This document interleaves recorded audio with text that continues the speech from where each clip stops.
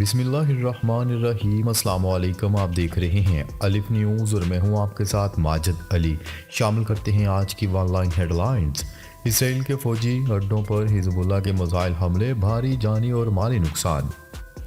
News report کے مطابق یہ میزائل جنوبی لبنان کے سرحدی علاقے الجلیل میں صہیونی بستی پر داغے گئے۔ صہیونی ذرائع ابلاغ نے اپنی ایک رپورٹ میں کہا ہے کہ اس میزائل کے الجلیل پر گرنے کے بعد خطرے کے سائرن بجنے لگے۔ اس طرح شام کے مقبوضہ جولان کے علاقے بقاتا میں بھی خطرے کے سائرن بجنے کی آوازیں سنی گئی۔ حزب اللہ لبنان نے کل بھی ایک بیان میں اعلان کیا تھا کہ اس نے مقبوضہ فلسطین کے شمالی علاقوں میں واقع صہیونی فوج کے ٹھکانوں کو نشانہ بنایا ہے۔ حزب اللہ نے اس بیان میں کہا ہے کہ اس نے اسرائیلی فوجی اڈوں پر حملے کر کے دشمن کو بھاری جانی اور مالی نقصان پہنچایا ہے۔ غزہ پر بمباری کو جلد از جلد بند کیا جانا چاہیے، ایرانی صدر نے بڑا مطالبہ کر دیا۔ ایرانی صدر ابراہیم رئیسی نے جمعرات کو غزہ کی پٹی پر اسرائیلی بمباری کو جلد از جلد روکنے کی اہمیت پر زور دیا ہے۔ ماسکو میں روسی صدر ولادیمیر پوٹن کے ساتھ بات چیت کے دوران ابراہیم رئیسی کا کہنا تھا کہ غزہ کی پٹی کی صورتحال نہ صرف خطے کے ممالک بلکہ پوری انسانیت کا مسئلہ ہے۔ غزہ کی پٹی پر بمباری کو جلد از جلد بند کیا جانا چاہیے۔ غزہ کی صورتحال پر مسلم ممالک کے رابطہ گروپ کا اجلاس آج ہوگا۔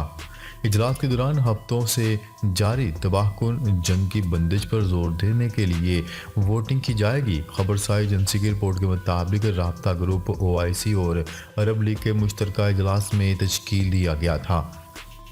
رابطہ گروپ میں ترکیہ، اردن، قطر، سعودی عرب، انڈونیشیا، نائجیریا اور فلسطین شامل ہیں۔ واضح رہے کہ اسرائیلی حملوں میں شہید فلسطینیوں کی تعداد 17,177 تک جا پہنچی ہے، جبکہ 40,000 سے زائد افراد زخمی ہو چکے ہیں۔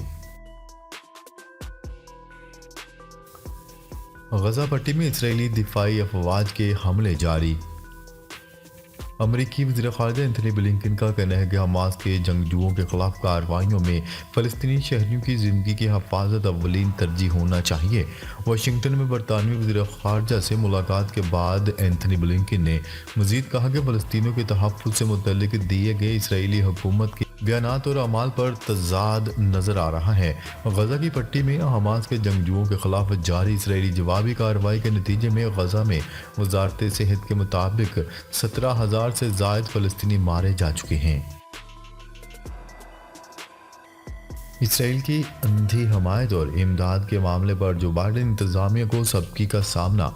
غیر ملکی خبرساز ادارے کی رپورٹ کے مطابق غزہ میں اسرائیل کی جانب سے فلسطینیوں کی نسل کشی اور جنگی جرائم کو نظر انداز کر کے اسرائیل کی کھلم کھلا حمایت اور امداد کے بعد صدر جو بائیڈن کو نئی مشکلات درپیش ہیں۔ سینیٹرز نے جو بائیڈن کی $111 بلین کی اضافی فنڈنگ کی درخواست مسترد کر دی۔ اب اسرائیل کے لیے امداد مسترد ہونے پر جو بائیڈن انتظامیہ نے یوکرین کی امداد کو کٹ کرنے پر غور شروع کر دیا۔ وائٹ ہاؤس نے یوکرین کی امداد کے لیے تجارتی مائیگریشن قوانین پر غور شروع کیا ہے۔ اسرائیل کو فوجی سامان کے 200 طیارے مل گئے۔ اسرائیلی وزارت دفاع نے تصدیق کرتے ہوئے کہا ہے کہ اسرائیل کو متعدد ممالک سے فوجی ساز و سامان سے بھرے 200 کارگو طیارے ملے ہیں۔ اسرائیلی وزارت دفاع نے اپنے بیان میں کہا ہے کہ 7 اکتوبر سے اب تک 10,000 ٹن سے زیادہ فوجی ساز و سامان اسرائیل پہنچا ہے۔ مزید بتایا جا رہا ہے کہ اس فوجی ساز و سامان میں ہتھیار، گولہ بارود اور فوجی گاڑیاں شامل ہیں۔ القسام بریگیڈز کا متعدد اسرائیلی کمانڈوز کی ہلاکت کا دعویٰ۔ القسام بریگیڈز کے مطابق اسرائیلی قیدیوں تک پہنچنے کی اسرائیلی فوجیوں کی کوشش ناکام بنا دی گئی ہے۔ حملے میں متعدد اسرائیلی کمانڈو ہلاک اور زخمی ہوئے ہیں۔ القسام بریگیڈ کے مطابق ہمارے حملے نے اسرائیلی فورسز کو ناکام واپس جانے پر مجبور کر دیا۔ اس حوالے سے یہ بھی کہا گیا ہے کہ اسرائیلی حملے میں گرفتار اسرائیلی فوجی بھی ہلاک ہوا ہے۔ عراق میں امریکی سفارت خانے پر میزائل حملہ۔ عراق میں ایک بار پھر امریکی سفارت خانے پر میزائل حملہ کیا گیا ہے، جس کی ذمہ داری ایران نواز مسلح گروپ نے قبول کر لی۔ عالمی خبرساز ادارے کی رپورٹ کے مطابق امریکی سفارت خانے پر میزائل حملے میں جانی یا مالی نقصان کی اطلاعات موصول نہیں ہوئی۔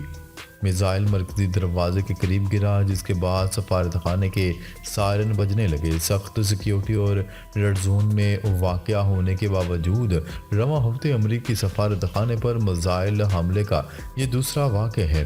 پہلا حملہ بھی ایرانی نواز جماعت نے قبول کیا تھا۔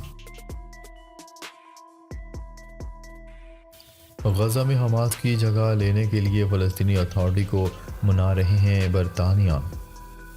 برطانوی وزیر دفاع کا کہنا ہے کہ غزہ میں حماس کی جگہ حکومت سنبھالنے کے لیے فلسطینی اتھارٹی کو راضی کرنے کی کوشش کر رہے ہیں، جس سے مشرق وسطیٰ میں امن بحالی میں مدد ملے گی۔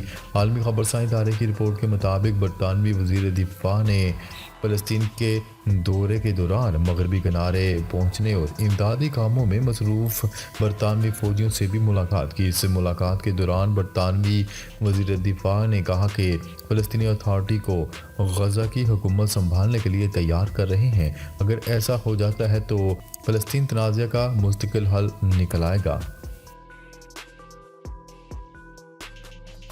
اقوام متحدہ میں فلسطینیوں کے حق میں 5 قراردادیں منظور، امریکہ غیر حاضر۔ عالمی خبرساں ادارے کی رپورٹ کے مطابق اقوام متحدہ کی جنرل اسمبلی میں فلسطینیوں کے حق میں پیش کی گئی قرارداد میں اسرائیلی جارحیت کی تحقیقات کرانے سمیت امدادی کاموں، بے گھر ہونے والوں کے اثاثوں کے تحفظ، یہودی آباد کاروں اور بنیادی حقوق کی عدم فراہمی شامل ہے۔ سب سے پہلے فلسطینی پناہ گزینوں کے اثاثوں کے تحفظ سے متعلق قرارداد پیش کی گئی، جسے 163 ارکان کی حمایت سے منظور کر لیا گیا۔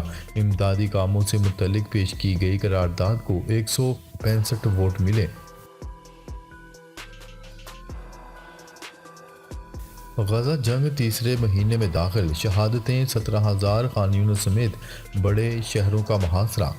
غزہ میں اسرائیل اور حماس کے درمیان جاری تاریخ کی سب سے بدترین جنگ تیسرے مہینے میں داخل ہو گئی ہے اور غزہ اور اطراف کے بڑے شہروں پر اسرائیل کی بمباری کا سلسلہ جاری ہے۔ 7 اکتوبر سے جاری اسرائیلی جارحیت کے نتیجے میں شہید ہونے والے فلسطینیوں کی تعداد 17,000 سے تجاوز کر گئی ہے۔ ڈنمارک میں قرآن پاک کی بے حرمتی غیر قانونی قرار۔ غیر ملکی خبرساں ادارے کی رپورٹ کے مطابق ڈنمارک کی پارلیمنٹ میں قرآن پاک کی بے حرمتی روکنے کا بل منظور ہو گیا ہے، جس کے بعد ڈنمارک میں عوامی مقامات پر قرآن پاک کی بے حرمتی غیر قانونی ہوگی۔ موسم سرما کی چھٹیوں میں نجی تعلیمی ادارے کھولنے پر پابندی عائد۔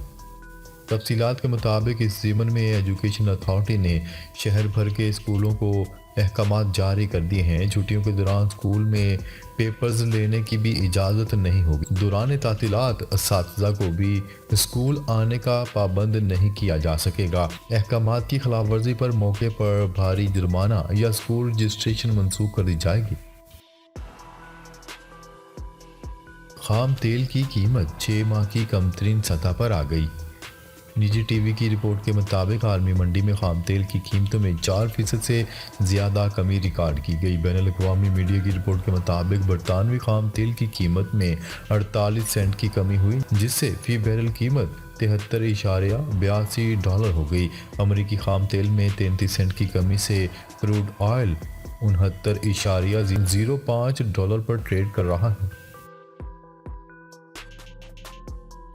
سندھ کے ضلع ٹنڈوالا یار میں تیل اور گیس کے نئے ذخائر دریافت۔